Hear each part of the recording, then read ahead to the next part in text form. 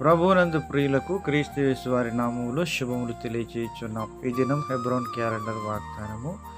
నేనిక మీదట నిన్ను కట్టింతును, నీవు మరలా తంబురలను వాయింతువు, సంభ్రమపడు వారి నాట్యములలో కలిసిదవు. ఇర్మియా గ్రంథము 31వ అధ్యాయము 4వ వచనంలో ఇశ్రాయేలు జనాంగంను గురించి దేవుడి మాటలు తెలియజేస్తూ ఉన్నాడు. ప్రియమైనటువంటి దైవజనమ, చెరలో నుండి విడుదల పొందిన తర్వాత దేవుడు తన ప్రజలైనటువంటి వారిని మరలా క్షేమస్థితిని, వారికి మేలును కలగ చేయాలని దేవుడు ఉద్దేశిస్తూ ఈ మాటలు తెలియజేస్తున్నాడు.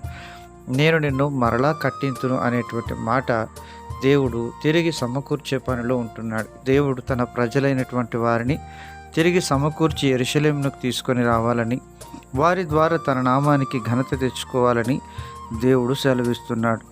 ఇర్మియా గ్రంథం 31వ అధ్యాయం 7వ వచనంలో అంటున్నాడు, యెహోవా ఇలాగ సెలవిచ్చుచున్నాడు, యాకోబును బట్టి సంతోషముగా పాడుడి, రాజ్యములకు శిరస్సగు జనమును బట్టి ఉత్సాహధ్వని చేయుడి, ప్రకటించుడి, స్తుతి చేయుడి అని దేవుడు సెలవిస్తున్నాడు. ప్రియమైనటువంటి దేవుని ప్రజలారా, మనము దేవుని యొక్క నామాన్ని ప్రకటించే వారంగా, ఆయనను స్తుతించే వారంగా ఉండాలని దేవుడు సెలవిస్తున్నాడు.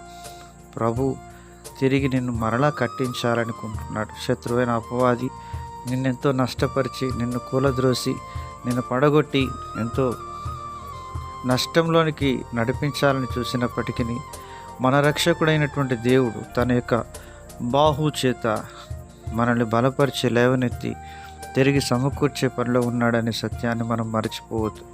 ఇర్మియా గ్రంథం 31వ అధ్యాయం 28వ వచనంలో అంటున్నాడు, వారిని పెళ్లగించుటకును, విరగొట్టుటకును, పడద్రోయుటకును, నాశనం చేయుటకును, హింసించుటకును నేను ఎలాగున కనిపెట్టుచుంటినో అలాగే వారిని స్థాపించుటకును, నాటుటకును కనిపెట్టి ఉందును. ఇదే యెహోవా వాక్కు అని దేవుడు సెలవిస్తున్నాడు. ప్రియమైనటువంటి దేవుని ప్రజలారా, దేవుడు తన ప్రజల పట్ల ఎంతో ఖచ్చితమైనటువంటి వైఖరిని కలిగి ఉంటాడు. ఎందుకనగా ఆయన కోపం నిమిషమాత్రం ఉండును, ఆయన దయ ఆయుష్కాలమంతయు కూడా ఉండును అని దేవుని వాక్యం సెలవిస్తుంది.